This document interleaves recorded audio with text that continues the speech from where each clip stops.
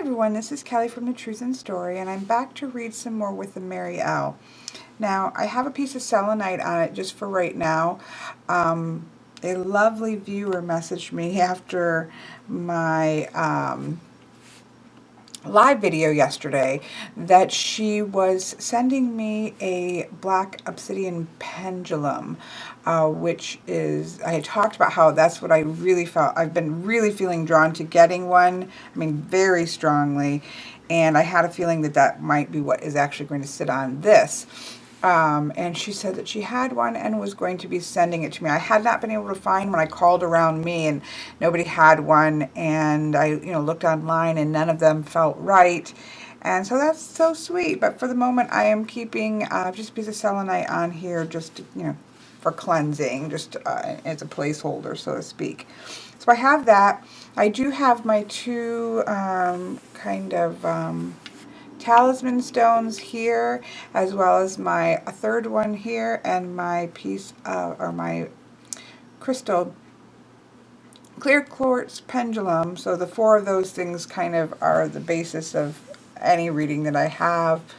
And I also have a white candle here. I've kind of put it off so that the flame is not irritating the camera lens. So that's what I have up in the corners, because anything up here just blocks the cards, and these are pretty large cards anyways. So I'm going to do a few readings with this for some people, just so you can get a feel for it and so that I can get a feel for it. I really enjoy doing the past life reading.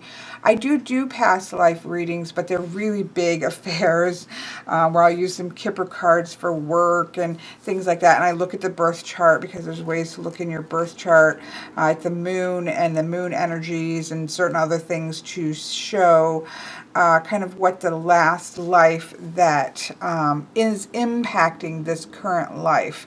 And so I really enjoy doing those, but they take a lot of time. So I liked the spread that was in this book, so I was going to do a few more of those. Reincarnation is an interesting thing. It is something that I've always inherently believed in, even when I hadn't put any study into it. I have done a lot of study on reincarnation in the past. I'm one of those people who don't really believe that you have to have everything figured out. That's okay with me. There are mysteries in the world that we won't understand everything about until we experience it. So it doesn't bother me that I don't know everything that I believe about reincarnation. I love the Jewish idea of the Well of Souls. I don't believe everybody was Cleopatra or Napoleon in a past life. Those kinds of things give me the giggles. I don't even really care, like, who person-wise in terms of names and, that kind of thing. To me, it's more about what is the energy exchange. So what is it, what is there, that there's something that's unfinished that is still impacting this current life that you're in right now, and or what is the major thing that you learned in the last life that is helping this particular life that you're in right now.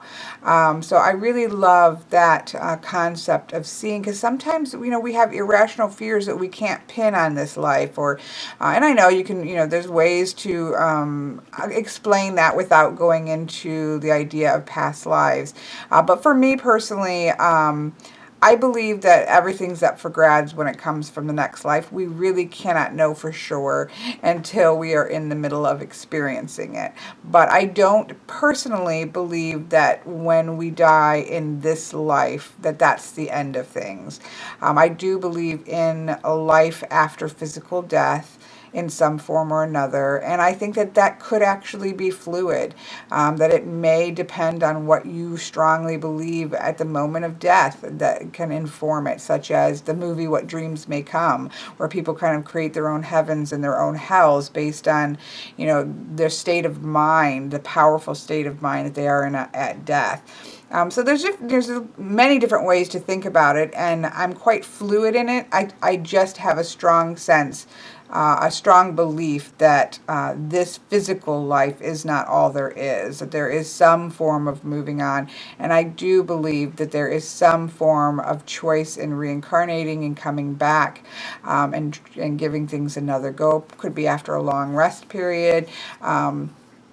And as I said, I'm not really hung up on the details, because, I think that kind of argument, or so to speak, is just circular, because we can't really know the answer of it. So it comes to many things, whether we call it that or not, many things do come down to faith. It's just an innate understanding in yourself of how you think things work.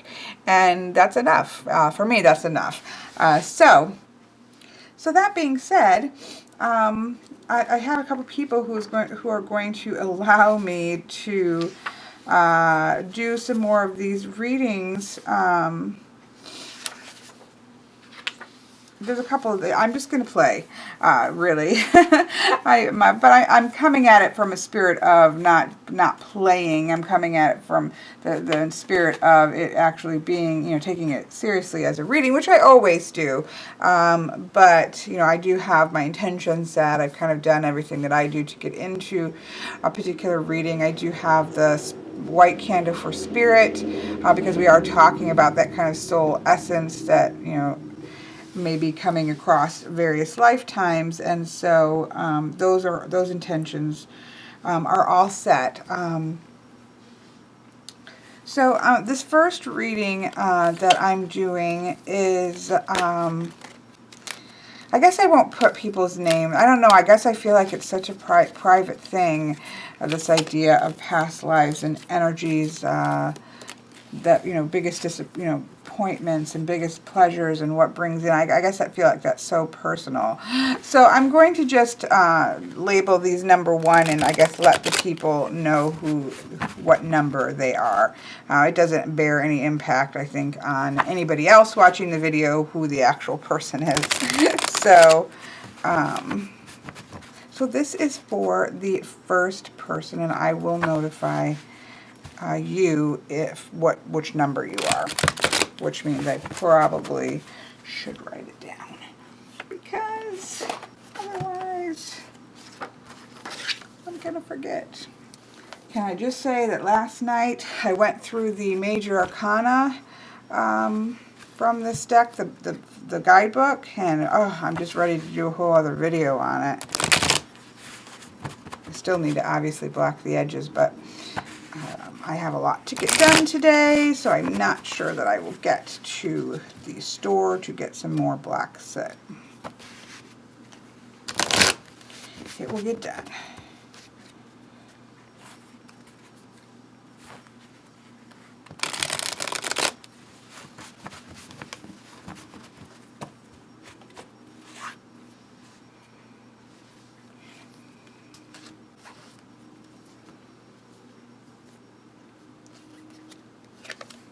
Here we have 1.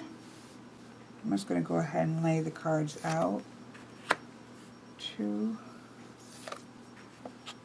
3. Oh, that's beautiful. 4 and 5. Oh, I love this card in this deck. The meaning with this card, I think, is so stunning. This is a 5 of Cups, but it is such a different 5 of Cups in this deck. I just, this is very powerful one, because 5 of Cups is a strong card for me, and the meaning of this is just, to me, just blows me away. So here in the first position we have the question, or I'm sorry, here in the first position we have who she was in her past life. And this is, she specifies in the actual spread, and the way that I do past lives and the way that they show up in birth charts, in my belief, is not just a random one. It is the most significant past life that is still impacting this life, this current life today. And here, now I will be I will be looking at the guidebook, because I do that with these kind of breaking in readings to make sure that I don't miss a nuance that comes from the actual new deck that I'm working with. So that's kind of what I do anyways. So here we have the 6 of discs, and I love the quote that they put on this one.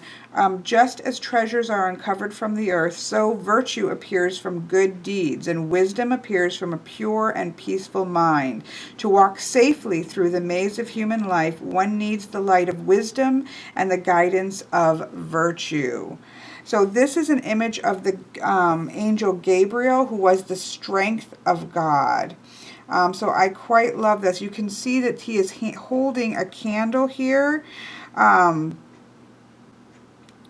This is sort of and it looks like a genie. It's that kind of rubbing it, and you're going to get your own wish. But this is the idea. The genie that's going to come out is our own higher self, our own angelness, she puts. And once we've done that, we can't put it out. So this is this particular card in this deck is about perfect manifestation. So that's quite interesting. And so it's about not doubting yourself, about trusting yourself, about understanding that idea of the angel that is within us. So I think that that is wonderful, because that's a beautiful sense in the past life that, I'm getting a strong, to be honest, I'm getting a strong sense of a healer kind of person for her, because there is, just I guess because of the quote that was used, that idea of a guiding person, a person of wisdom, a person who gained a lot of knowledge, a kind of I'm getting that image of these sort of the healer women in the cottage that people would come to for advice and for understanding, because having reached that point of having that kind of understanding within herself. This is very beautiful card. I get a very strong sense. I love, we again can see almost a yin and yang feel in the face itself with that line that goes here. You see that a lot in this deck. I love also the flowers that are here. I'm going to see if there's anything. It says Gabriel is sometimes depicted as a man or a woman. Here she is both. A woman with the body. So we have the snake that's going on here, which is the idea of transformation for me very strongly. You have the 2 trees right here. It's the kind of marriage of both of the trees of life and knowledge of good and evil. It's the wedding of our soul and body. So you definitely get that idea of having really come to a great deal of wisdom and knowledge in her past life that is impacting her today, which may be why she has such a strong and sweet and knowing spirit that I know that she has. That sort of makes sense to me. Just given, what I know about her. So that's quite beautiful. The second card up here, which I also received, is the Chariot. And this is in the position of what gave her the greatest pleasure in this past life, and what was her greatest love and joy. And that's what's so interesting. This came in the same position for me, because it's that idea. And I love that the wolf is here, because that's very powerful for me. I know that the wolf image or totem is very powerful for her as well, and so that has shown up, I think, is quite stunning. But the Chariot, I went through and to get a little more, did more in-depth reading through the major arcana last night. And the Chariot is absolutely amazing. I want to do, a video on this itself, because it talks about the Chariot in terms of being a representation of the soul itself. We have the white horse, which is which we don't have here traditionally, but we do have the white wolves, and we have that idea of, because Plato, this is from Plato's description of the chariot as a metaphor for the soul. We have the white horse, which is well-bred and civilized and ever goes up, and then we have the black horse, which is less bred, harder to control, and is ever going downward. And that the charioteer has to balance these energies within himself and drive them into the world of the gods, where he can hopefully get a glimpse of ultimate truth. So is that drive to be in control, to control opposing forces, for the ultimate goal of seeing ultimate truth, which I think is absolutely wonderful. She also talks a lot about and that we see these symbologies throughout tarot. The black and white horses become black and white towers. The fourfold angels and wheels are the four elements. There is a universal and archetypical language within tarot that she believes actually comes from within us, which is why they're so permeate the culture and become archetypes, is because there's something that actually start from within us. That we all have this whole eternal internal story or mythology within us, and that is what forms the languages of our subconscious. So it's just an amazing, I really do want to do a video just on a chariot card, because then she also talks about how the whole system of tarot actually can be interpreted through the understanding of the charioteer and the chariot. That, it's just amazing. But this is very much about free will, being in control of your own soul, and having your own free will and your own purpose. And that was something that was which certainly ties in with what we see here. So that idea of having free will and having control is very, very important, was important in this past life, and that certainly will be impacting this one. That is so much the case for me, because this showed up in the same position for myself.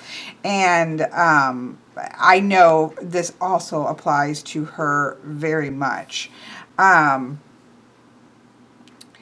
So, yeah, this is, these cards are amazing. Okay, so over here in the third position is what was her greatest disappointment, her greatest fear or greatest tragedy. And we have the absolutely beautiful Page of Cups. So now the pages are the initiators. So this is the initiators of the heart, is what we see here in the Page of Cups. So we do have a sense of, again, relationship and emotional. There was a great emotional pain and disappointment in this past life that, again, is going to continue to impact her today. The quote here is, "You cannot direct the wind, but you can adjust your sails." Emotions and thoughts are little ships adrift on the ocean. They come from you. Change your ships and change the way the ocean reacts, and other relax, change the energy. But this is about unconditional love. This particular card is about non-judgmental, unconditional love, and that was her greatest disappointment in a past life, which means that's something that she didn't receive, that she perhaps gave and didn't receive back.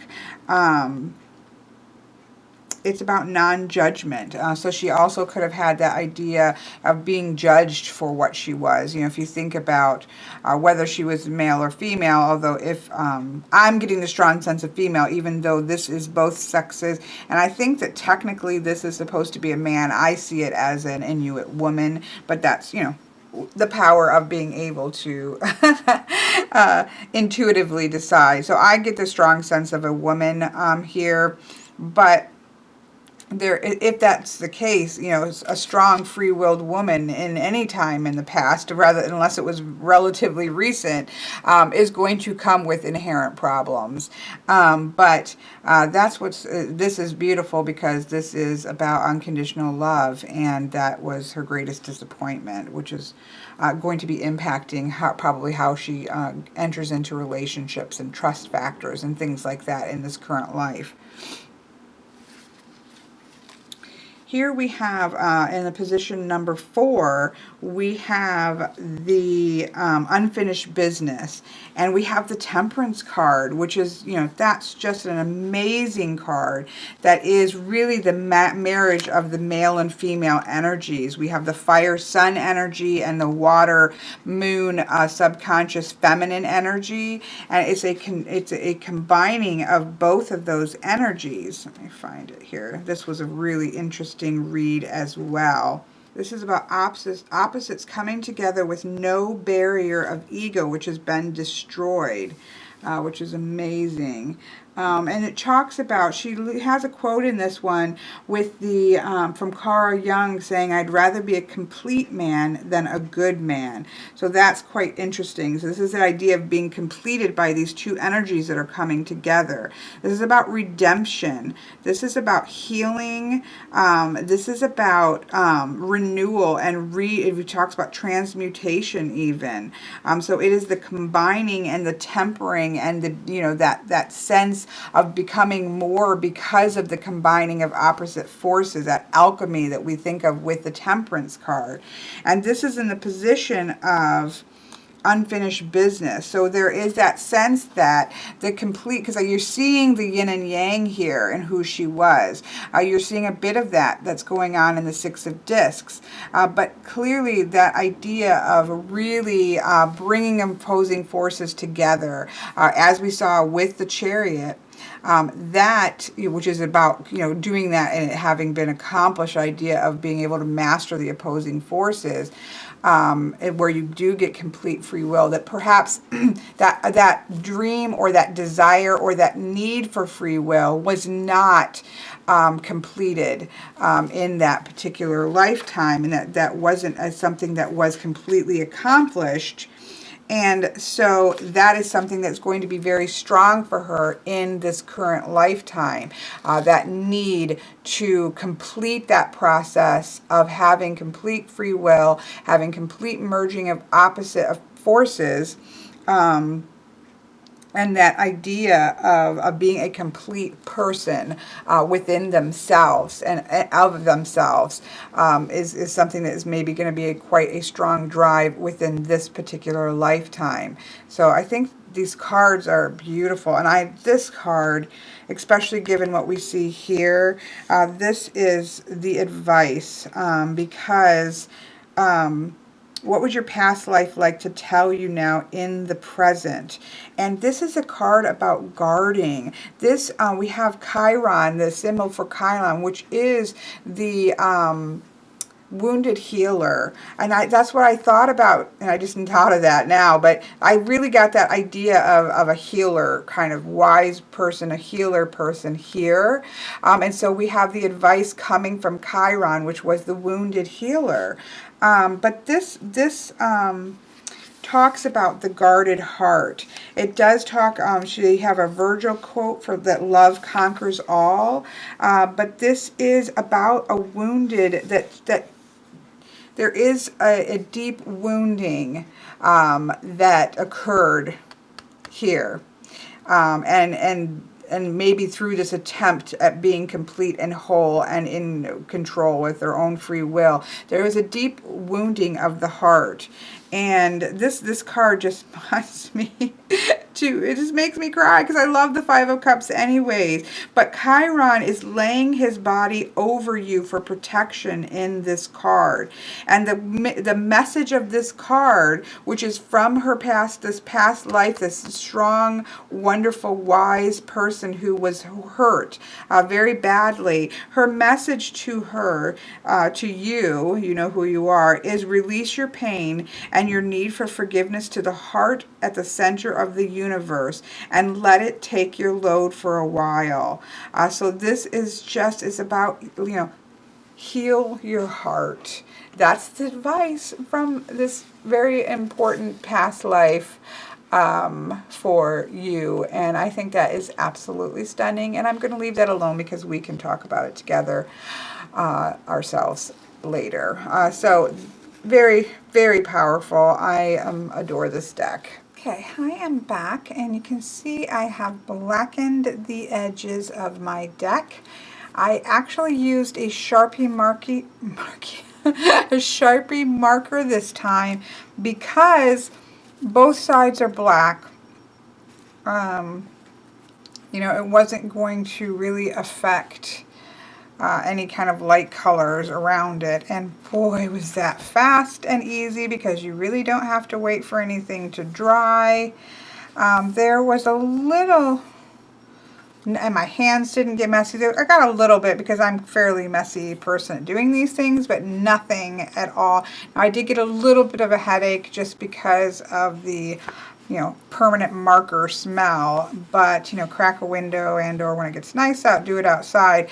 I have to say for black on black, you know, front and back size, I will not hesitate to use a marker again because it was so fast. It was so not messy. Yeah, I'm really thrilled with how it turned out. So I used a big king size one.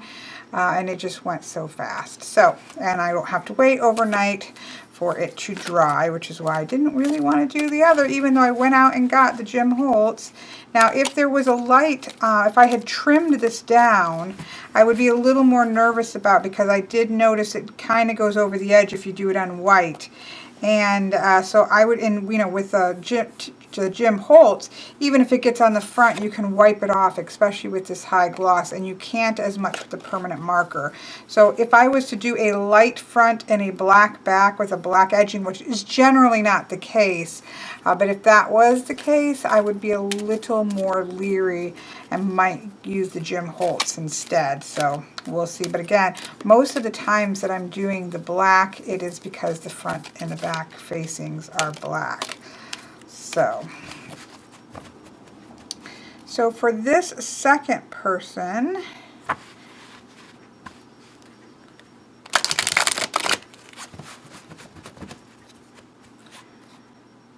yeah, and I'm gonna, you know, tell you that doing a rifle shuffle with all of the cards is a little bit difficult. But I just right now, I may change my mind, but right now, I just don't want to trim it. I've gone back and forth, but so for right now, because I'm not unified on it, I'm going to do kind of a split rifle and then, you know, kind of overhand. So that's kind of my intention. Because if I did trim, all I would trim was, you know, the sides and the top. You know, is this much going to really make a huge difference? Because I'm not going to cut the bottom off. So I'm not sure that that's really going to make a big enough difference to make it worthwhile. So I wouldn't do it just for the shuffling aspect. It would have to be because I wanted to free the images. You can also see I got a new piece of fabric. All I do is go to Joann Fabrics and have them cut it 26 inches, and it makes the, I don't edge it, I don't do sew it, nothing. All I do is lay it on the table, and this one needs to be ironed, but I want to go ahead. I've been really, I have lots of different colors, but the black, you know, works the most. This is the one I generally use, and I love it. But, you know, you get a little tired of looking at the same thing all the time when you're doing lots of readings. But I still wanted, you know, black tones. So while I was there, I picked this piece up. They have, you know, 40, 50% off all the time. So it's like $4 to get a piece. And so, yeah, that's why that's different from what you were just looking at. Oh, dear. Okay. So I'm going to go ahead and do this for person number 2, who is a male.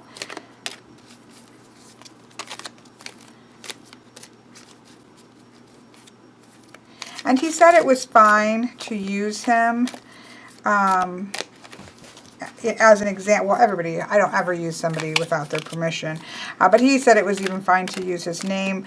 But I'm not going to do that because it leaves me, with this type of reading, It's sometimes emotional issues come up, such as the heartbreak and that causing relationship issues in the current life with my last reading. That's personal information to share about somebody, with their name attached to it. So I don't really personally feel comfortable with it. So that's why for these particular ones, I don't want to feel hampered to say what I'm seeing.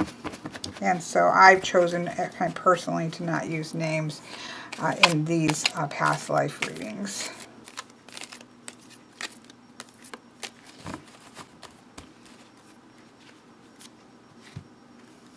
Okay.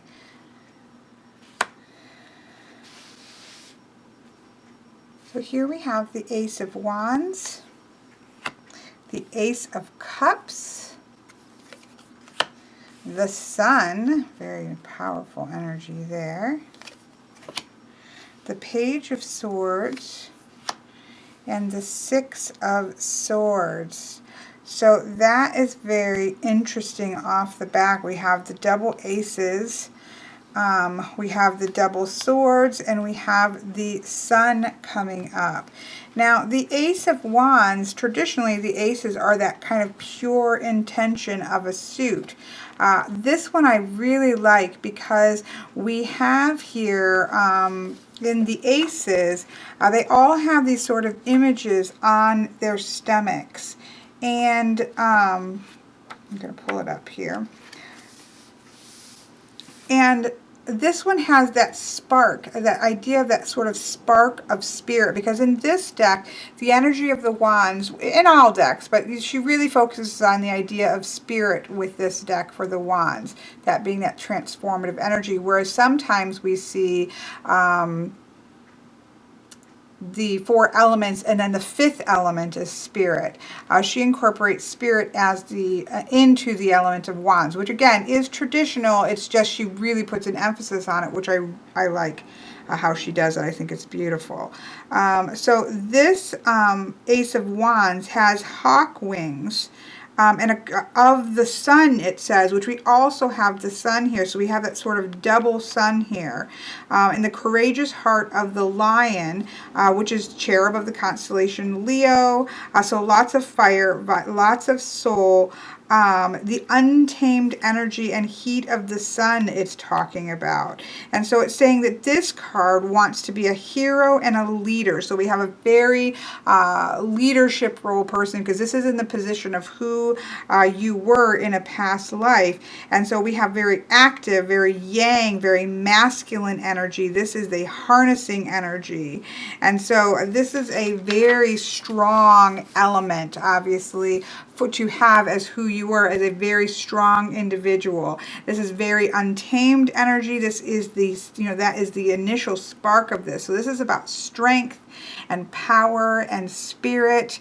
We even have here on the chest, you can see the triangle for fire.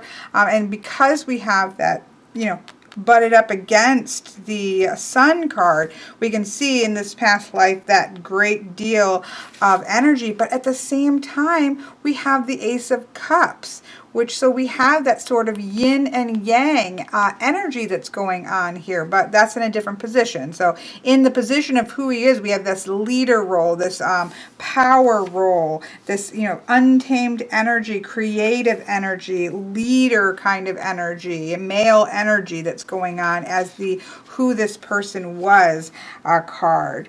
And so then we have in the second card, in terms of what is the pleasure, what gave him the greatest pleasure in this past life, what was his greatest love and his greatest joy. And here we have the Ace of Cups, which is all about the emotions, and it's all about the relationships.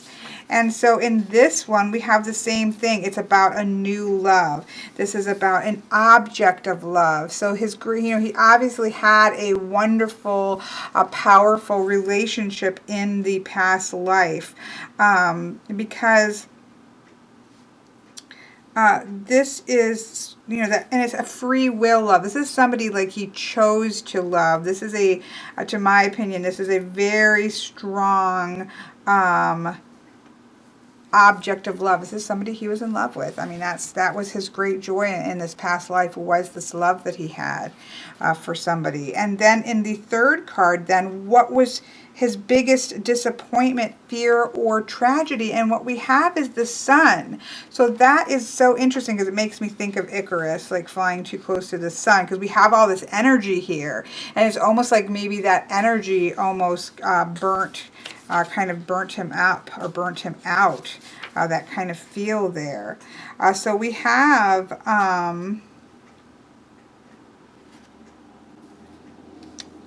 that the sun is God's metaphor for himself, she talks about. The sun is the end of the line, she writes. The fool in the beginning walked off his cliff without a care and tucked his beautiful self into a little travel pack, and off he went to experience life in the world of life and death, love and suffering. From there he was loved, cuddled, tortured, rended, blinded, witness to all of the bounty and suffering in the world, challenged, pushed, transformed. His divine self was slowly walled inside a fortress of stone. After he dragged himself out of the pits of despair and ruin in the underworld, he climbed this tower slowly, then furious and possessed, and at the top he reached the sun and realized he was the sun all along. And then it just kind of goes on, which is wonderful. So this is about, she talks a lot here about this card being about people being born with a purpose in life, and everything, everything about it is born with a purpose. And so this is about, again, creative energy. It is brightness. It is openness. It is celebration. It is happiness. So that's what's kind of sad, because we'll see what this talks about, because here we have this very energetic person, very powerful, very creative, very just male energy that's going on here, whose greatest love is this new object of love, this person that he was in love with. That's how I see it. And yet, when his greatest disappointment is that ultimate happiness, it's like that ultimate happiness didn't last. Something about that ended, didn't come into full fruition, because this does talk about that sort of new love. So it's almost like, that he perhaps fell massively in love with, and I shouldn't really do past life readings because I just get caught up in the wonderful stories of it and think, oh, what could this possibly be? But there is that sense of like being really massively in love with somebody, and that because this is his greatest happiness, but his greatest disappointment was that, I think that, because you see this happiness coming to full fruition, and that's the greatest disappointment, is that it didn't come. So something interrupted that, and so that is quite interesting to me. The two of those together.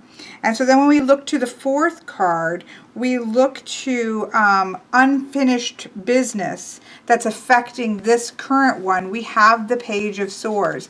Now, I really do love the pages, or the whole court deck in this card deck. The whole court cards in this deck. I can't talk. So here we have swords, which is very much obviously of the mind. The pages are very initiating. It talks about, so this would be the initiators of the mind. And so I'm trying to get here. Here we go. So the Page of Swords is tattooed with red Chinese dragon. She has proven herself with her strength and ferocity to be worthy of wearing this. It's about good luck. It's about prosperity. This is a very potent power. This is a very much a prosperous card. And yet this is, when do we go back here? Sorry. Again, this went this is unfinished business. So that full fruition. Okay, so here we're starting to get this picture. We have a love that was new, that was his greatest joy, that was probably cut off early. Because his greatest disappointment was this idea of happiness, complete happiness, bringing something to completion. But also in the position of what was left unfinished is that idea of prosperity, of kind of making it, the idea of good luck, about everything sort of working together. That it's just a power and strength that we see in who he should have been. It remained unfinished. So it's almost like whatever happened to cause this big disappointment almost kind of stopped the energy that we can really see in the Self card, and that remained unfinished. And so that is impacting who he is today, which is quite interesting and also quite powerful. I think something to really set with for him.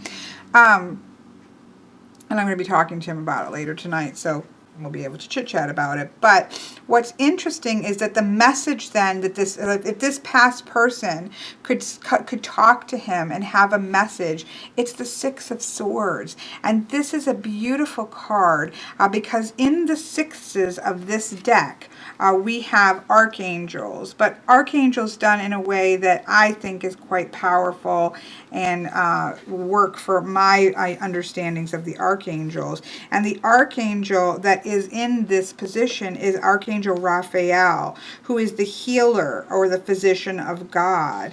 And he that talks about a story where he is disguised as a human, and he takes these children on a long journey protecting them. He banishes ignorance. He banishes darkening through healing. And so this is about divine protection and guidance. This is about building bridges, about really carefully planning things and lending a hand. But it's that idea of building bridges and protecting and caring for people. And so that's really interesting, because that is the message that this past person that you once were really wants you to know, to understand in this life that you're in right now. Because there's almost that sense that, there was the great beginnings of things in this past life that did not come to fruition. And so the fact, and perhaps it's because he didn't take enough care of those relationships, because that is what he wants to say coming forward in this life that he's currently in, to be really protecting of, and to very much care for and build the bridges of, and build that kind of solid foundation with these relationships that he is forging in this lifetime. So I just think that's really powerful, and I hope that this speaks something obviously to him, and has some sort of a message for him that is going to be helpful. So there we have that. So this third one that I'm going to be doing is for another man, and what I'm really liking this spread. I have to say, I will probably incorporate this. I like the symmetry of it. When I do past life readings, I start with somebody's birth chart, so I already have kind of starting to sink into it, and then I'm much more free-flowing. I use a lot of different decks. I use a lot of just depending on what's cropping up and what a person might want to know. But I can really see this as being a good place to start, and then building off of that with my full-on past life reading. So, but I do like the symmetry of, the greatest disappointment and what's left unfinished, as well as the greatest joy and what is the message that forward. And then you have that sort of central card. I do like the symmetry of it all. So this next reading is, as I said, for another man. And so let's... And I know, what was your particular, people want to know, what was my sex and that kind of thing. I personally, I guess because the reasons that I use past life readings are to do with energy, an energy that is being blocked because of something that happened in the past, energy that's needing to be brought forward and worked on further. That to me is more important than, what was my name and, who was I exactly and what did I look like. Now, sometimes I do, like I did with the very first one, get a very clear idea of a female a little bit, and even the age, and even a little bit with the house and things. But That's not always the case, and I don't really always push that. For the last one, I definitely did get a male energy, I guess because of all the sun that we saw, which doesn't necessarily mean that that he was male in that past life, but I certainly have that. There was a lot of male energy, so that came forth, and that to me is more helpful than specifics, because in the end it doesn't really matter. It's just what is the message, how can this help us right now.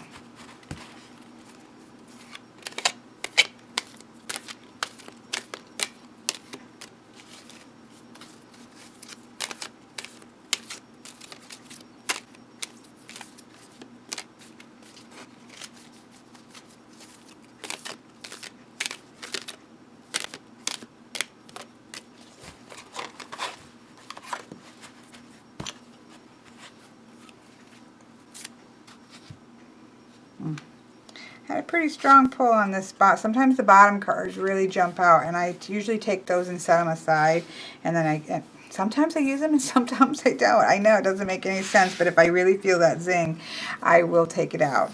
So here we have the Fool for number 1. That's pretty powerful. I can't speak. Then we have here for number 2, Mr. Thoth here, the idea of the Thoth. And here we have number 3, the Nine of Swords. I love the Nine of Swords in this deck. Very different. The Four of Cups, listening, communication. And look at the beautiful message forward is that sort of Holy Grail, Knight of the Cups. A quest, that questing for the Holy Grail. Okay, so here we have in the middle the sense of the Fool here, and so that we have that sense of a very carefree person, a person who is stepping out, and everything we think about with the Fool. I know you're going to hear pages because I am kind of trying to tap into this new deck, so that's how I do this. But I love this because we do have this idea of just the self, unhampered, the duality is there. There's not even a sense of completely being split one side or another. We have very male energy, very female energy. They're still in kind of the flux of transformation. You have that just very, very carefree sense here. I am getting personally a strong feeling of this being a female, but again, I don't think it matters all that much. She talks a lot in this deck about the Fool as the Ain Soph, and I could be pronouncing that wrong, A-I-N, and then a separate word, S-O-P-H, which is God before he manifested himself, that sort of essence of God. So that's quite interesting. That's something I learned that I hadn't known about before. But this is that beginnings. This is a very beginning on a new path. Like it's possible that maybe a life before this particular one, had kind of come to some completion on some things, and there is that sense of this fresh life starting. So that's quite beautiful to have showing up, I think, in this first one. And I guess depending on what you feel about past lives and stuff, this could be the significant, because this isn't. I don't read for what is I don't read for what is the life directly before this one. I read for what is the life that is directly impacting this life that he is in right now.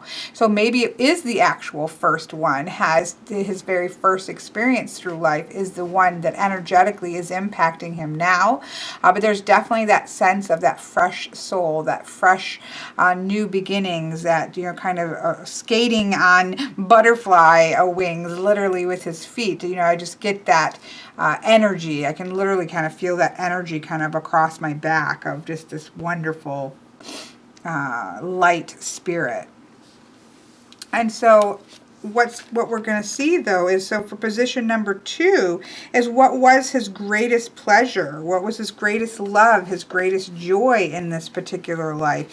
And here we have the Nine of Cups. Now the nines, this is a lot to do, and even though this was cups, this is a lot to do with the Hermit, right? Because she ties a lot of the numbered cards into their understanding of how they tied in with the major arcana, which would be the Hermit card.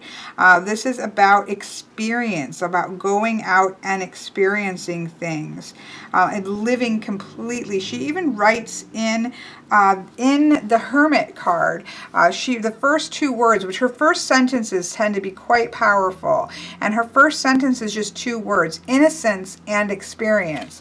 Which, you know, we have the innocence here, and then we think about the Hermit energy of experience. And she writes, is there anything more beautiful and luminous than a person living 100% of who they are? So we have that sort of, we have to keep that Hermit energy in mind when we look at her nines. And so for this one, we have the Nine of Cups. And of course, we have double nines here. So we definitely want to pay attention to that energy. So we have, let me find it here.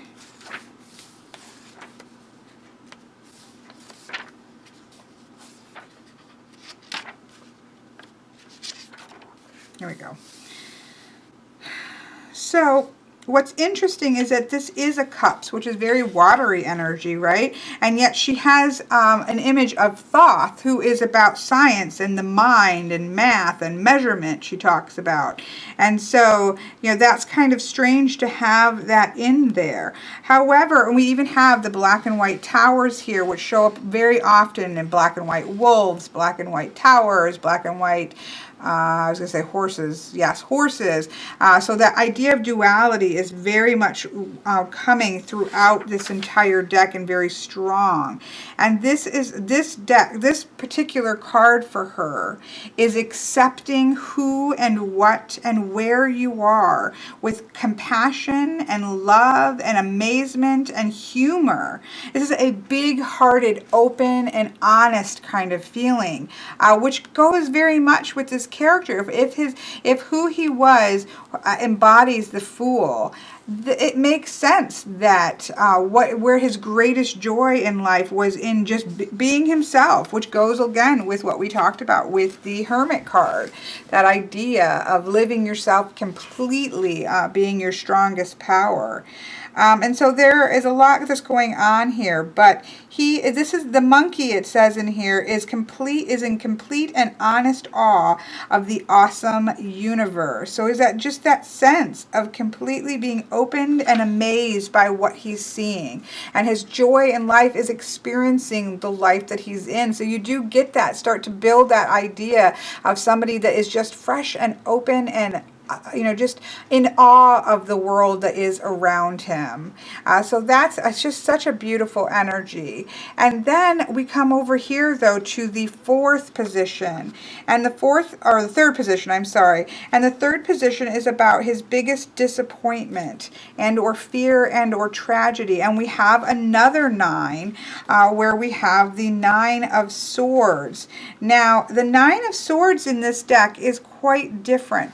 Because this is, though, in a position of disappointment, then we do have to look at sort of the reversed or the shadowed image. But what's interesting is that in this deck, the upright position, which normally the Nine of Swords is about anxieties and fears and all that kind of thing that's going on, whereas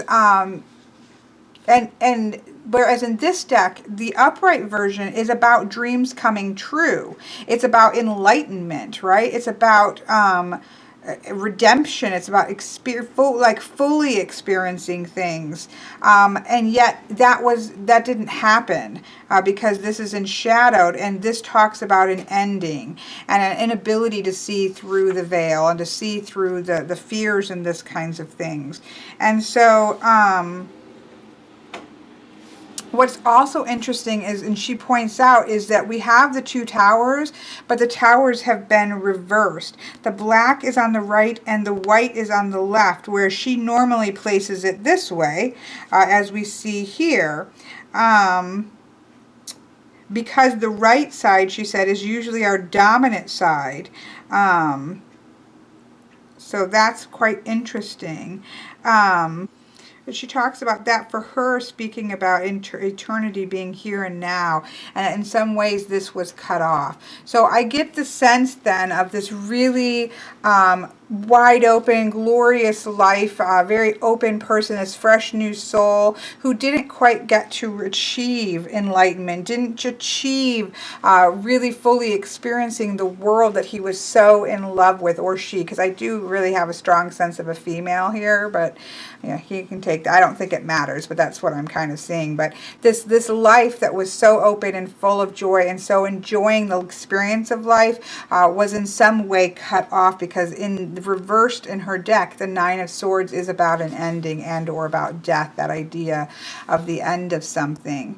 And so that's quite powerful. You can even see the waves that are crashing up. It looks like waves to me here. I have not read completely through the minors.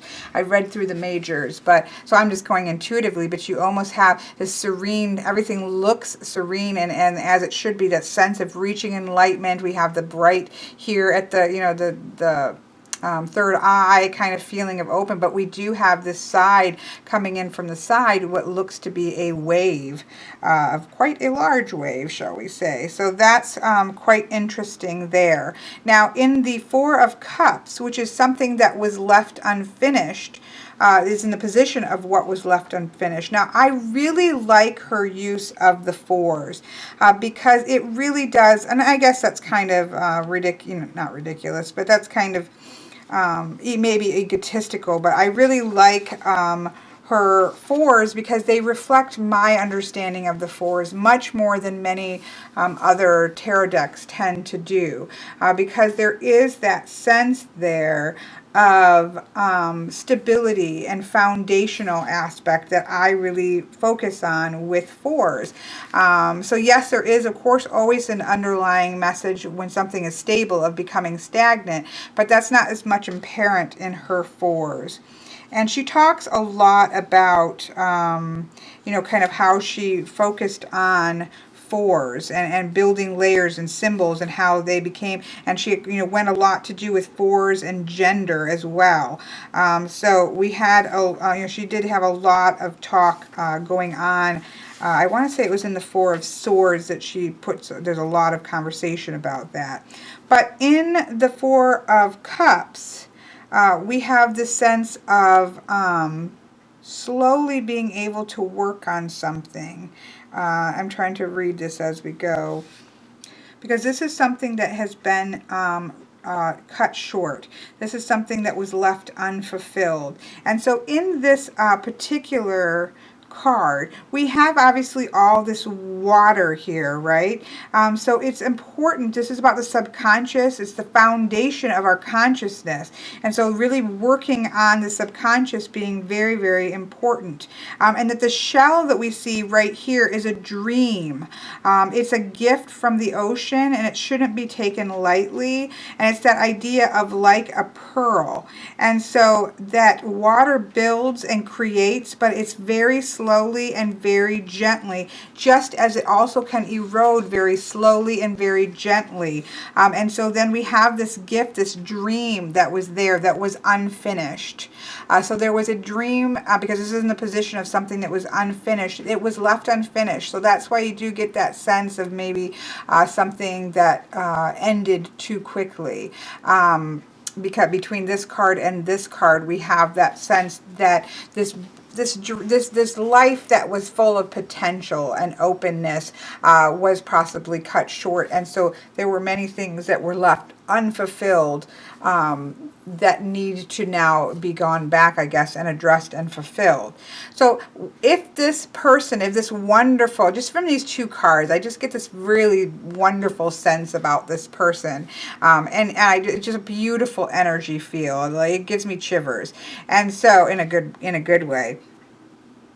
So if that person could come forward and say something to the man who is today, what is it that that she or he would have to say to him. And here we have the Knight of Cups. And the Knights are about questing. It's about going out and finding. And look, we've got him holding this sort of lotus here, right?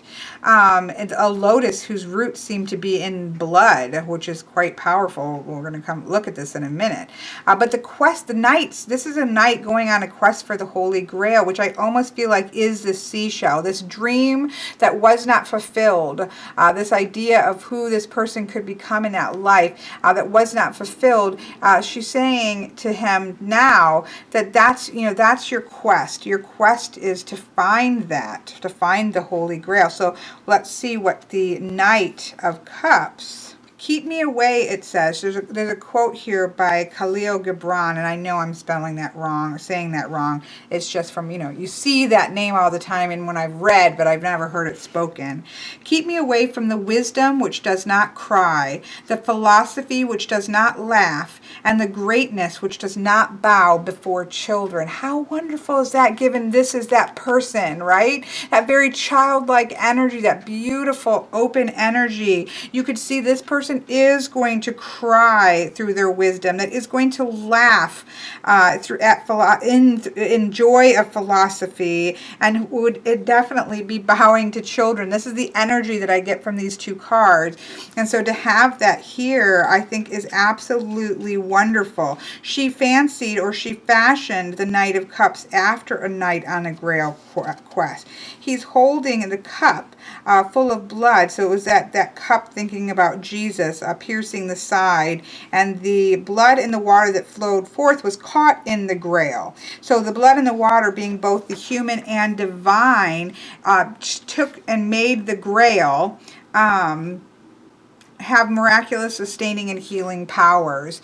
So the whole quest for the grail is that this grail has the cup, the grail, the goblet that you see that everybody's questing after to find, is because it has to do with having healing properties. And it says here that the grail is the meaning of your life. Your heart is not only the physical heart, but the spiritual one is the center of your being and the source of life and strength and sustenance. Your reasoning for being. This is Percival with his vermilion armor and his wife Blancheflower, the white flower. And she goes into this whole long thing about Percival, which I'm not going to get into. But this is searching for matters of the heart, for love, for meaning in life, for finding compassion in the experience of living. It's also about being a self-made person, which is interesting because that seems to have been cut off. And so there is that sense that she's saying to him that your purpose is to find meaning in your life, to be able to experience your life with compassion, which is a very difficult thing to do sometimes, because life, when it gets to be our age and even younger than me, but he's not a spring chicken, he's not a teenager, when we start to get older, it becomes more and more difficult to experience life open, right? To experience life with joy and openness. But here we have that hunt for love and compassion in life, for being open to love and compassion, to facing life open and compassion, and on a quest for healing yourself as you are right now, so that you can again be open to the world, open to experience, in awe of life and awe of the experience in which you have walking on this planet. So I just think that's a really powerful set of cards. I did want to take a look at this because this had a very powerful zing. And here we have the Page of Wands. And the Page of Wands is the it's a representation of Joan of Arc. That's quite interesting to have, because again, I did have a strong sense that this was a woman or a girl. I don't think she lived to be overly long. But the Page of Wands is about the strength in belief. belief in the wonder of the world, belief in the wonder of life, belief in the power that is in belief, you know, so to speak. This is about faith and enthusiasm and great heart. So I think this really represents, again, this person that he was. And her message is to take some of that, to reclaim some of that energy in the life that he is currently in right now.